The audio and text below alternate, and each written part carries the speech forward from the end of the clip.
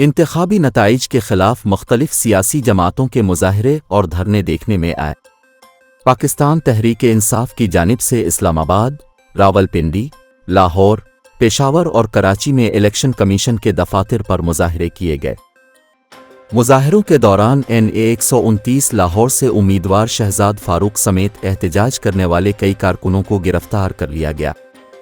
JUI FA के तहत Karachi, Hyderabad, Khairpur, Sukkur, Larkana, Jacob आबाद, कंधकोट, नवाब शाह और सजावल समेत मुतअद्दिद मकामात पर धरने दिए गए। JUI FA के मरकजी रहनुमा राशिद सुमरू ने नताइज कालअदम करार देकर नए इलेक्शन कराने का मुतालबा किया।